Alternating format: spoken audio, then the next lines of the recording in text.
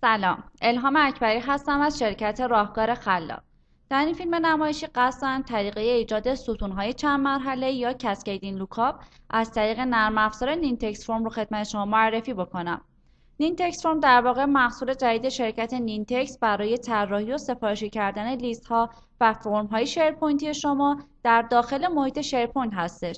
همچنین شما امکان طراحی فرم ها برای انواع دیوایس ها از جمله اسمارت فون، ویندوز فون، آیفون، اندروید، آیپد و غیره رو دارید. برای نمونه قصد دارم که فرم زیر رو با همدیگه طراحی بکنیم و روش کارمون رو ببینیم. همطور که می‌بینید این فرم من شامل 3 ستون کشور، استان و شهر هستش و هر کدوم از این ستون‌ها بر اساس مقدار قبلی خودشون فیلتر میشن. یعنی شما اگر فیلتر کشورهامون رو مقدار ایران رو انتخاب بکنید، ستون استان شما بر اساس نام کشوری که انتخاب کردید فیلتر میشه. شما استان‌های کشور ایران رو می‌بینید و استانی که انتخاب می‌کنید، شهرهای شما در واقع بر اساس نام استانی که انتخاب کردید فیلتر میشه. شما شهرهای استان اصفهان رو می‌بینید و اگر استانتون رو تغییر بدید، فیلد شهرتون نیز مجددا تغییر میکنه و بر اساس انتخاب جدید شما فیلتر میشه. همونطور که می‌بینید من با انتخاب استان تهران شهرهای استان تهران رو می‌بینم. برای طراحی همچین فرمی با فیلدهای چند مرحله‌ای ما نیاز به چند لیست داریم. یکی لیست کشورها هستش که در واقع این لیست شامل یک ستون عنوان هستش که اسامی کشورها رو داخلش وارد می‌کنیم. یه لیست استانها هستش که شامل 2 ستون، یکی عنوان هستش که اسامی استانها و یک ستون کشور هستش که در واقع شما با این ستون یک لوکاپ هستش به لیست کشورهای ما. همچنین یه لیست شهرها داریم که این هم شامل 2 ستون عنوان و یک ستون استان هستش که ستون استان ما لوکاپ هستش به لیست استانهای ما. برای تهیه اون فرم مورد نظرمون ما نیاز به یک کاستوم لیست داریم. این لیست سفارشی هستش که ما ایجاد کردیم. شما بعد از نصب نرم افزار نینتکس فرم در نوار ریبون خودتون یک گزینه نینتکس فرم رو میبینید که با کلیک کردن برای اون شما میتونید فرم مورد نظر خودتون رو کاملا کاستومایز بکنید و طراحی بکنید.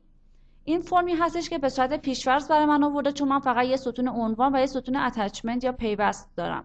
چون من میخوام از اول طراحی بکنم، تمامی آیتم هایی که روی صفحه وجود داره رو انتخاب میکنم و حذف میکنم تا از اول فرم خودم رو طراحی بکنم. همونطور که میبینید تو این صفحه شما به راحتی میتونید مواردی که میخواهید رو تغییر بدید و از ظاهر فرمتون رو با توجه به نیاز خودتون طراحی بکنید. همونطور که دیدید من توی فرم خودم 3 تا ستون داشتم به اسم کشور، استان و شهر. بنابراین 3 تا لیبل قرار میدم روی صفحه‌ام به ازای هر کدوم از فیلدها. شما به راحتی میتونید سایز لیبل های خودتون رو تغییر بدید یا هر اسمی که میخواید برش بذارید.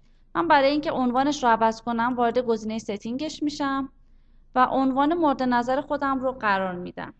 میزنم کشور 2 نقطه و اون رو سیو میکنم. لیبل بعدی من استان هستش. من اسمش رو وارد میکنم و ذخیره میکنم. سومین لیبل من نام شهرمون هستش، بنابراین من عنوان شهر رو انتخاب میکنم و در نهایت ذخیره میکنم.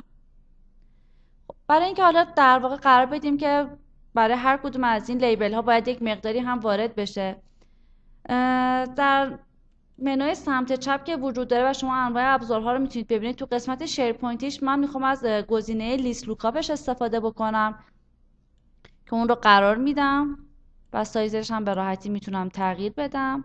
حالا بعد مشخص بکنم که این در واقع لوکاپ من قرار اطلاعات رو از کدوم لیست و از چه منبعی بخونه. بنابراین روی گزینه ستینگ کلیک میکنم تا مشخصاتش رو وارد بکنم. در ابتدا من باید یه اسم به این کنترل خودم بدم که من اسمش رو قرار میدم فرم کانتری. بعد مشخص بکنم که سورس لیست اون کجا هستش، یعنی قرار اطلاعات رو از کدوم لیست بخونه. چون در واقع این ستون کشور من هستش، من لازم هستش که از لیست کشورهام بگم که ستون عنوانش رو برای من بخونه و هیچ فیلتری هم این ستون من نداره و من ذخیره میکنم. مرحله بعدی من در واقع ستون استان هام هستش که باز هم یه لیست لوکاپ قرار میدم. این ستون استان من قرار هستش که از لیست استان‌ها برای من بخونه، اما قرار هستش که بر اساس فیلد قبلی من، یعنی بر اساس نام کشورم فیلتر بشه. بنابراین وارد قسمت ستینگ میشم. برای این کنترلم یک اسم قرار میدم، فرم استیت. سورس لیستم رو قرار میدم بره از لیست استان‌ها عنوانش رو بخونه، اما لازم هستش که بهش یک فیلتری هم بدم. بنابراین از قسمت فیلترینگ بعد نوع فیلترم رو مشخص بکنم. من میخوام مقدار ستون استان من بر اساس کنترل قبلی من، یعنی بر اساس فیلد کشورم فیلتر بشه. بنابراین نوع فیلترم رو میزنم by a controls value. بعد مشخص بکنم کدوم یک از کنترل های توی صفحه من قراره بر اساس اون فیلتر بشه، که من اسم کنترل قبلی خودم که برای کشورم بود و اسمش رو گذاشته بودم فرم کانتری رو انتخاب میکنم. فیلدی هم که قراره بر اساس اون در واقع این فیلتر انجام بشه رو هم باید مشخص بکنم. در واقع من باید مشخص بکنم که از لیست کشورهام باید عنوانش مساوی باشه با فیلد اسم کشورم در لیست استانهام. بنابراین باید فیلدی که قراره بر اساسش فیلتر بشه رو اونجا وارد بکنم، یعنی فیلد کشور. من اسمش رو وارد میکنم و ذخیره میکنم. مرحله بعدی هم دقیقا به همین صورت هستش، یعنی من یه دونه لوکاپ قرار میدم. قرار هستش که فیلد شهر من بر اساس مقدار فیلد استانم فیلتر بشه. بنابراین وارد قسمت ستینگش میشم، یک اسمی رو بهش میدم، فرم سیتی. سورس لیست من قرار هستش که این آیتم من بره از لیست شهرهام، عنوانش رو برای من بیاره اما با فیلتر. فیلتر من قرار هستش که بر اساس کنترل های روی صفحه‌ام باشه، اما بر اساس کدوم کنترل؟ قرار هستش که بر اساس فیلد استان من در واقع این فیلتر رو انجام بده، که من اسم کنترلش رو گذاشته بودم فرم استیت، که اون رو انتخاب میکنم. فیلدی هم که قراره بر اساسش فیلتر بشه، همونطور که در لیست شهرهامو میبینید فیلد استانم هستش، که من اسم فیلدم رو انتخاب میکنم و ذخیره رو میزنم. الان فرم ما در واقع طراحی شده و شما کافیه که اون رو پابلیشش بکنید. از امکانات دیگه که در واقع توی این صفحه وجود داره این هستش که شما میتونید برای دیوایس های مختلف هم فرم خودتون رو طراحی بکنید. این فرمی که به صورت پیش‌فرض ما طراحی می‌کنیم برای کار با کامپیوترها هستش. شما میتونید برای دیوایس های مختلف، مثلا برای اسمارت فون، بیاید لی‌اوت مخصوص اون رو طراحی بکنید که این فرم رو اگر با اسمارت فون باز کردن به این صورت و با این دیزاین ببینن. شما میتونید برای دیوایس های مختلف در واقع طراحی خودتون رو انجام بدید. مثلا برای آیپد مشخص بکنید که دقیقاً به چه صورت نمایش بده.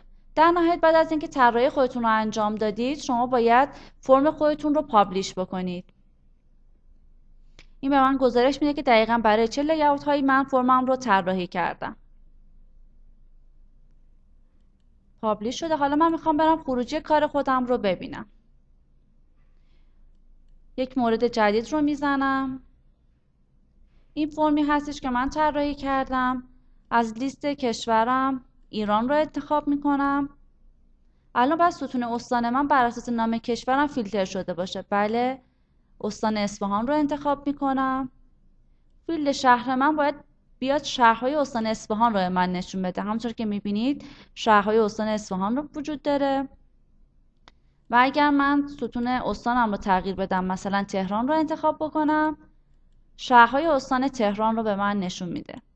همونطور که میبینید شما به راحتی میتونید فرم خودتون رو با استفاده از این نرم افزار طراحی و کاستومایز بکنید. میتونید اون تصاویر و لوگوهای مورد نظر خودتون رو در هدر و فوتر تصویرتون قرار بدید و با اون حالتی که مد نظر خودتون هستش فرمتون رو طراحی بکنید. همچنین همونطور که دید به راحتی میتونید ستونهای لوکاپ خودتون رو با استفاده از این نرم افزار طراحی بکنید.